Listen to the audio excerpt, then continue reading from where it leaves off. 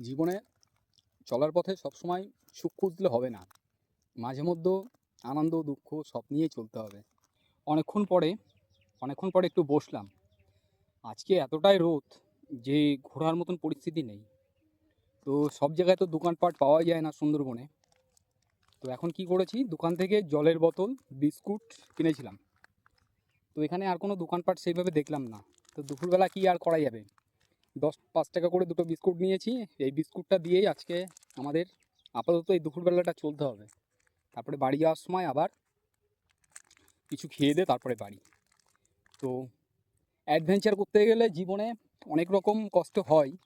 আর আমি রয়েছি একদম পুরো দেখো ঝাউ গাছ, সেই ঝাউ গাছের তলায় আমি পুরো বসে রয়েছি। আর সঙ্গে রয়েছে বিস্কুট, আর এই হচ্ছে জলের বোতল, দুপুরবেলার আজকে খাবার। কিছু করার নেই, কারণ দোকানপাট নেই সুন্দরবনে, না সব জায়গায় দোকানপাট থাকে না, কারণ অনেক দূরে দূরে বাড়ি। আর এখন যেহেতু দুপুরবেলা, এখন কারোর বাড়িতে যাওয়াও যাবে না কথা বলার জন্য, কারণ রাস্তাঘাটে লোকই দেখছি না, এত রোদ আজকে, মানে বেকায়দা রোদ। তো দুপুরবেলাটা এই বিস্কুট আর জল খেয়েই কাটাতে হবে। এই বিস্কুটগুলো কিনে নিয়ে এসেছিলাম বলে তাও একরকম, আমি এগুলো নিয়ে আসি তার কারণ সব জায়গাতে না দোকানপাট পাওয়া যায় না। এবার যখন আমি সুন্দরবন গ্রাম ঘুরতে ঘুরতে হয়তো ক্লান্ত হয়ে পড়লাম, একটু কোথাও বসলাম, সেখানে আশেপাশে কোথাও দোকান নেই। যেমন আজকে যেমন হয়েছে, কোথাও আশেপাশে কোনো দোকানই নেই। আমি প্রায় 3 কিলোমিটার হেঁটে এসেছি, মানে নদীর পাড় বা গ্রামের মধ্য থেকে কোথাও কোনো দোকান পাইনি। আমি যেখানে নেমেছিলাম ওখান থেকে বিস্কুটগুলো আর বোতল জল নিয়েছিলাম। তো তার মধ্যেও এই এক বোতল আর এক বোতল শেষ হয়ে গেছে। তো এটাই করেই চলতে হচ্ছে এখন।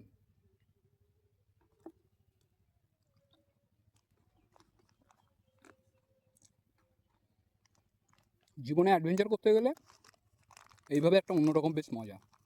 একা একা বেরিয়ে পড়ো, কেউ তোমাকে পিছন থেকে কেউ ডাকবে না যে এই তোর একটু দাঁড়া। দেখো কেউ নেই, জনশূন্যহীন লোক।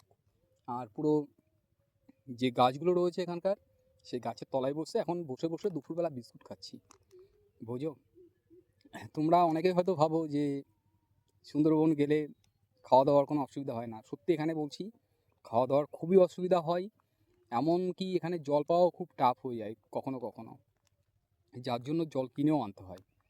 তো এই হচ্ছে এখানকার পরিবেশ। আমি এখন যেখানে বসে তোমাদের সঙ্গে কথা বলছি, এই জায়গাটা একটা স্মৃতি হয়ে রইবে, কারণ আমি সব জায়গায় এইভাবে বসি না। কি করব, আজকে এতটাই রোদ, মাথা মানে বন বন করছে। সঙ্গে নিয়ে এসেছি ছাতা, ছাতা পেতে পেতে বসে আছি, কিছু করার নেই। মানুষজন মানে রাস্তাঘাটে বাড়ি হচ্ছে না, এত রোদ এত রোদ। মাঝে মধ্যে এরকম একটু অ্যাডভেঞ্চার করা ভালো। লাইফে তো শুধু কাজ আর কাজ, কাজ ছাড়া আমাদের লাইফে কিছুই নেই। এই যে আমি মাঝে মধ্যে বেরিয়ে পড়ি সুন্দরবন গ্রাম অঞ্চলের দিকে, আমার গ্রামটা সত্যি খুবই ভালো লাগে।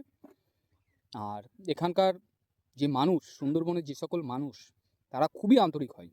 অনেকের বাড়িতে সত্যি কথা বলতে কী বলো তো, মানে খেয়ে যেতে বলে, কিন্তু তাদের মানে পারিপার্শ্বিক অবস্থা দেখলে না তাদের খুব খারাপ লাগে।